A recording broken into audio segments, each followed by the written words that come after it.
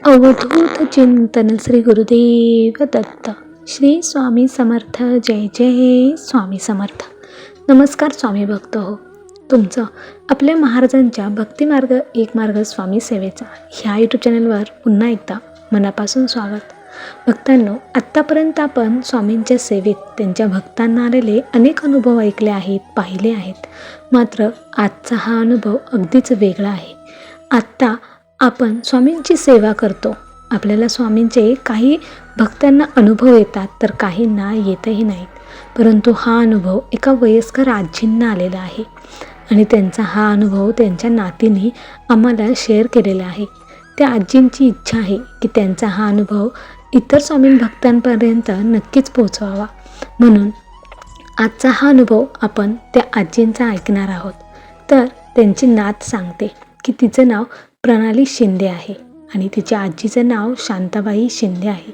प्रणाली सांगते की तीसुद्धा स्वामींची एक भक्त आहे. तीसुद्धा तिला जमेल तेवढी शाळा शिकत शिकत स्वामींची सेवा करते. तिच्या घरामध्ये सर्वच स्वामींचे सेवा करतात, त्यांना मनापासून मानतात आणि हे सर्व फक्त तिच्या आजीमुळे.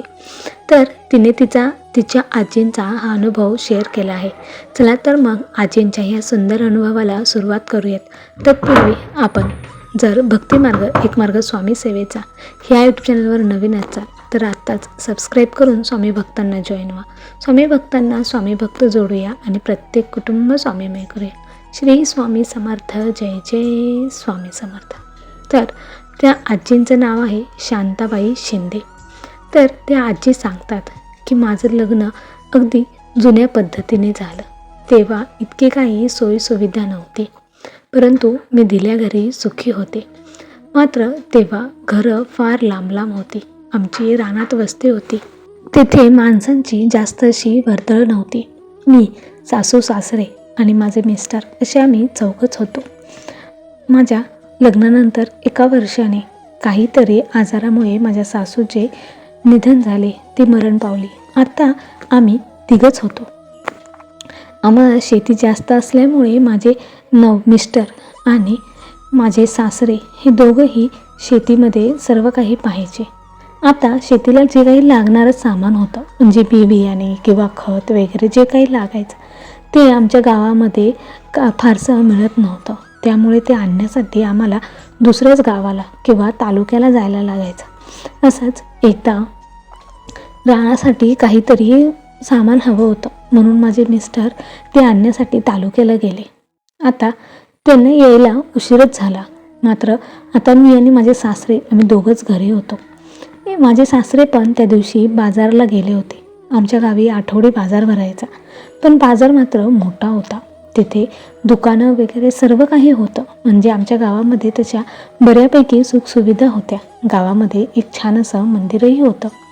तर माझ्या सासऱ्यांनी येताना तेथून एक दत्तगुरूंचा फोटो आणला होता आणि मी दररोज त्या दत्तगुरूंच्या फोटोला आता पूजा करत होते, त्यांचं नामस्मरण करत होते.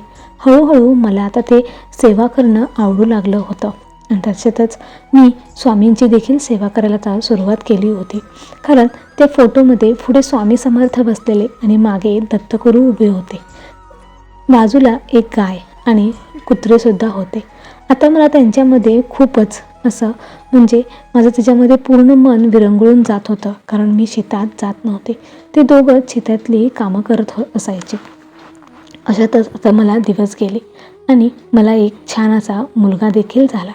मी त्याचं नाव समर्थ असं ठेवलं. आता आम्ही दररोज सगळेच आम्ही स्वामींची सेवा करू लागलो होतो. मी सेवा करत असताना सासऱ्याला आणि माझ्या नवऱ्याला देखील त्याच्यामध्ये आवड निर्माण झाली आणि ते देखील सेवा करू लागले.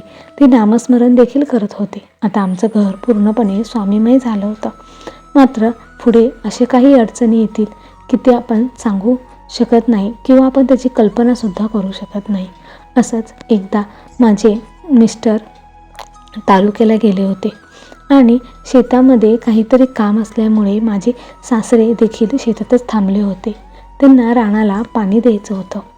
ते तिकडे पाणी देत असताना घरी मात्र काय घडेल ह्याची काहीच कल्पना कोणाला करता येत नव्हती. आता मी घरी एकटीच होते आणि माझा लहान मुलगा, आम्ही दोघंच होतो.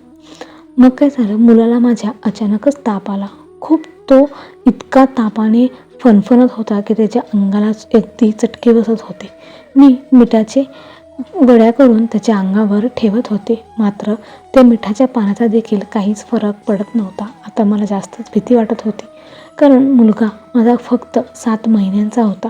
मी त्याला बेडवर ठेवून तशीच बाहेर कोणी दिसतंय का बघायला गेले, मात्र रात्रीचा अंधार असल्यामुळे तेव्हा लाईटीची सुद्धा सोय नव्हती.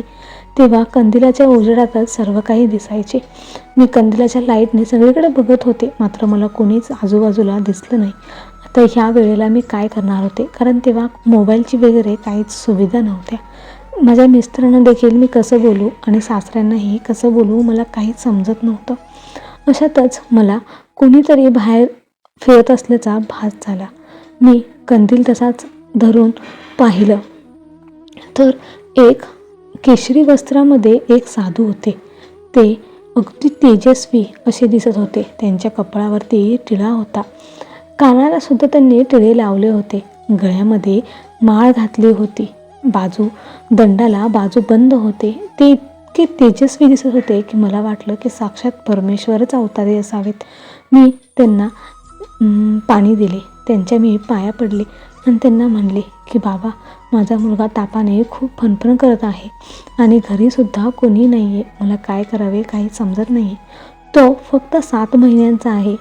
मग आता वैद्याला तरी मी कुठून बोलवून आणू, मला काहीच कळत नाही. मी त्या साधूंसमोर अक्षरशः रडायला लागले आणि मी त्यांच्यासमोर इतकी हतबल झाले की मला काय करावे काही समजत नव्हते.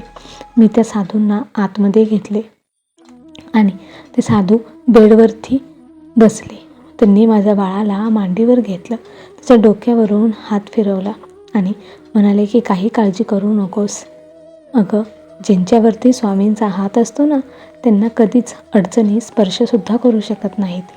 आता मी मुलाच्या टेन्शनमध्ये असल्यामुळे मला काय म्हणतायत ते काही समजलंच नाही आणि त्यांनी बाळाला पुन्हा खाली ठेवले आणि त्यांच्या बगलीत एक झोळी होती. त्या झोळीत हात घालून मूठ भरून हे काढलं, विभूती काढली आणि ती विभूती त्यांनी माझ्या हातावर दिली आणि म्हणाले की मी गेलो की ही विभूती तुझ्या बाळाला चाटण दे, बघ तुझ्या बाळाचा ताप लगेच गायब होऊन जाईल. आणि मी पुन्हा एकदा त्यांच्या पाया पडले आणि मी फिरून बाळाजवळ येऊन बसले आणि ते साधूबुवा निघून गेले. ते निघून गेले की लगेच ती विभूती होती, म्हणजे तो एक अंगारा होता. ती विभूती मी त्या बाळाला लगेच चाटून दिली.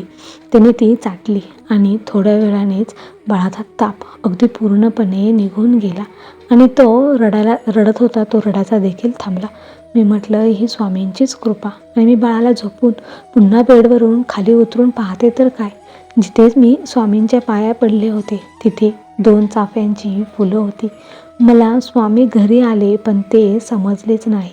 मी बाळाच्या इतकी टेन्शनमध्ये होते की माझ्या लक्षातच आले नाही की ते साधू म्हणजेच प्रत्यक्ष श्री स्वामी समर्थ महाराज होते.